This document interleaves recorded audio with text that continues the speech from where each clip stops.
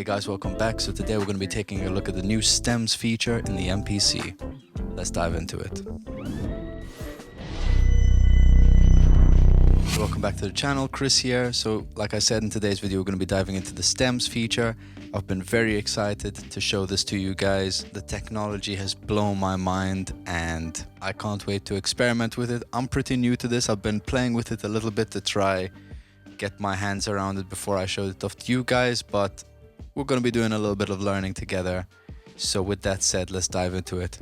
But before we start, firstly, I want to say a big thank you to everyone that's watched my video on the MPC sound, because god damn, didn't expect that much love, but thank you very much. I really appreciate it. And all the newcomers that have started following me, thank you and welcome back. So just a quick mention about the stems feature. Right now, it's not working standalone in this. I've got the MPC software running behind me, which I do have a screen capture going for, but I am using this in controller mode, so realistically we should be able to work off just this. And I think that's about all the things I need to mention before we start. So I've got a new project open, got my record player down here. I don't know if you can see that, probably not, but I've got my record player down here. I've got this. That's what we shall be sampling today. The Motown, the classic tracks. Right now we are working with, is it the first track? It is the first track. Being With You by Smokey Robinson. What's up guys, Chris from the future here. So I was editing this video and I realized that the sample I was using doesn't even sound like Smokey Robinson. And after further inspection, I looked at the player and I realized I had a different disc in.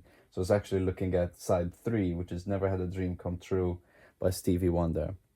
Whatever the case, ignore anything I said about Smokey Robinson. It's Stevie Wonder. With that said, let's crack on with the video. I did play around with a variety of vinyls to try this out, and some tracks work better than others for this, but I do find the algorithm for the stems does work really well with older tracks. Maybe it's because the layers in the tracks are quite easily discernible. You can tell kind of what the vocals and the bass are doing, and there isn't too much stuff going on. I tried a Tyler the Creator's song and I had a bit of a hard time splitting up the stems, but I think obviously it really depends on the type of music you feed into it. So with that said, I've got this new track. Let us open up the sampler.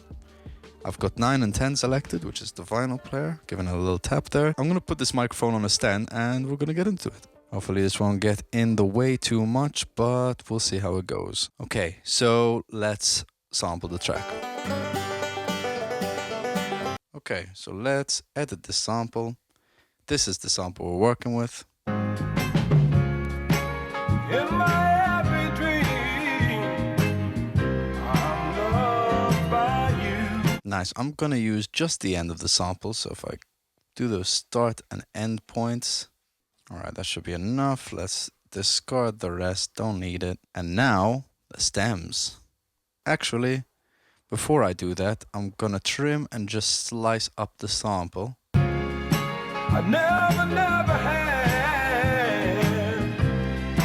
a dream come true. All right, I'm only gonna be using probably these first 4 or 8 pads, so we don't need to worry about the rest. Now I can go into the program, stems, and let's create those stems. Bam, and there we have it. So now we've got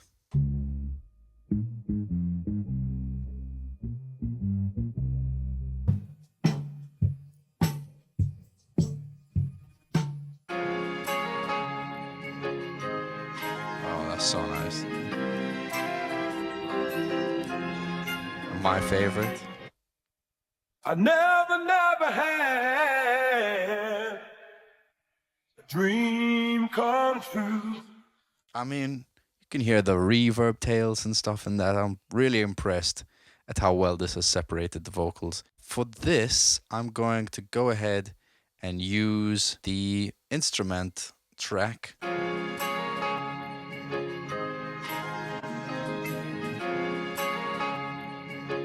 Really nice.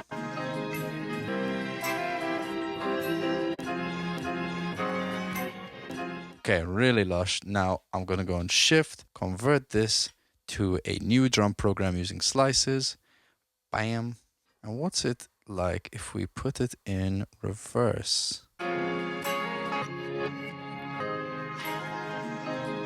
we got?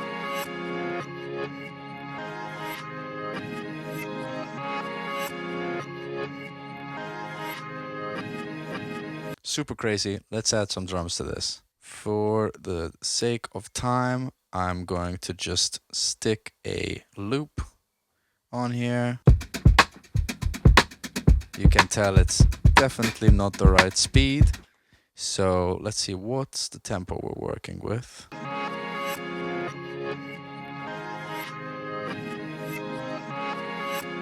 I'm gonna say about 95 to 95, bam bam.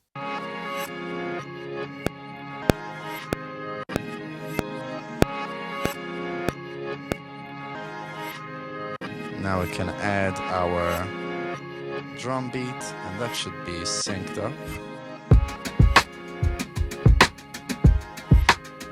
Oh.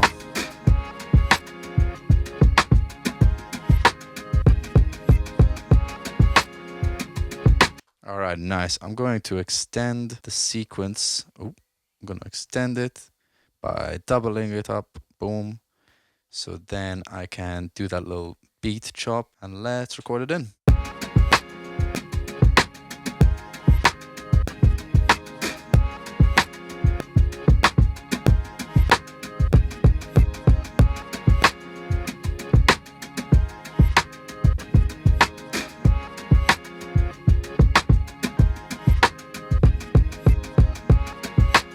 All right, let's add a bass to this. Bass, I'm going to use mini D. Amazing. Sick, let's go.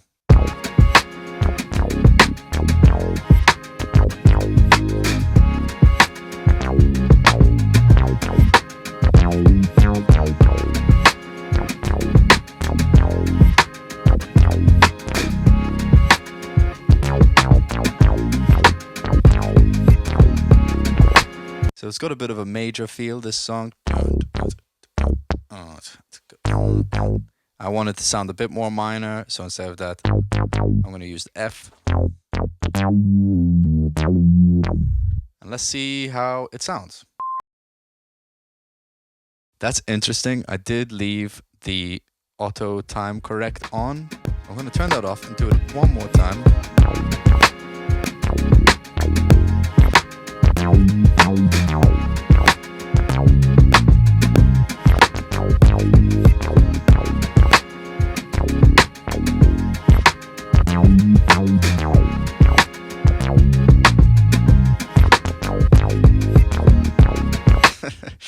Let's put in some keys, maybe one of the, I quite like the stage piano. There is a nice little preset on there. I'm gonna quickly add some delay, boom. Maybe 8s.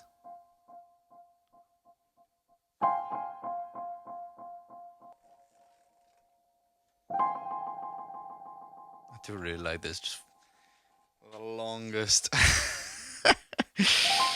The longest throw ever. Okay, so let's put this down.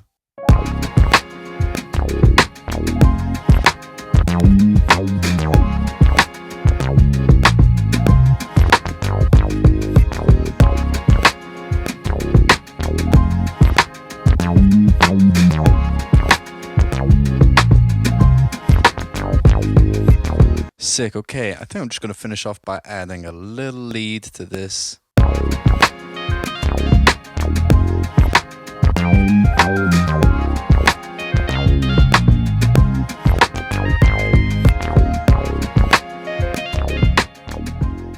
Okay, pretty happy with that. So to top this off, I'm just gonna finish by putting the sequence together as a song. This is something that some of you guys pointed out in the comments. I'm very thankful because it makes my life a lot easier when actually programming full songs with this. So what you do is you duplicate your sequences basically. So I'm going to copy the sequence, boom, the sequence number 2, that's fine. And ideally you'd be naming this, but I'm just going to save a bit of time and not do that. And now mute some tracks. So maybe we'll start with just the sample.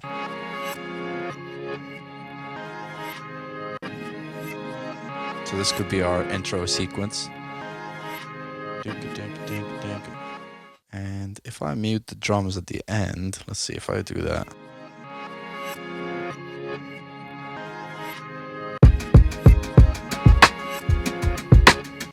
Okay, obviously the timing of that is a bit weird, but when we come into the next sequence, without the lead and without the keys, that can be the next sequence. And then if I go and create one more sequence, we can do with the keys and then the last sequence with the lead on top of that. So mute, lead.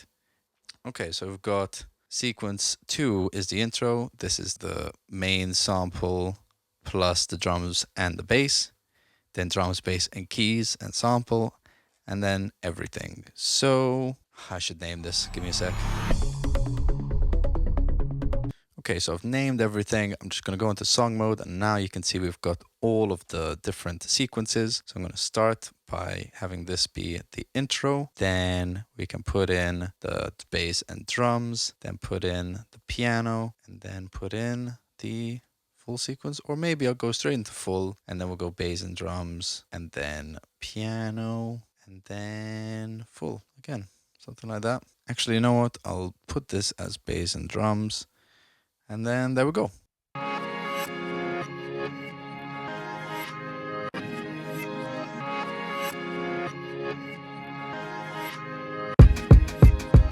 Alright, and there you have it, guys. Stems on the MPC. Obviously, it's not physically on the keyboard, it's on the computer, but again, really convenient. As you saw, I didn't actually have to look back at my computer once, which is a very rare case for me when I'm making music. So this is quite a nice change of scene. But if you enjoyed this video, don't forget to like and subscribe. And don't forget to leave a comment down below. I'd love to know what you guys think about the stems mode in the MPC. Do you have an MPC? Have you tried this out yet? Do you want to try this out? I know there's a couple of similar things with like Serato and stuff like that, but I'd love to know what your thoughts are on getting stems from samples. Is it rightfully just? I don't know, but I'm really enjoying it nonetheless. Once again, thanks for watching the video. I've been Chris Vella, and I'll see you guys on the next one. Bye.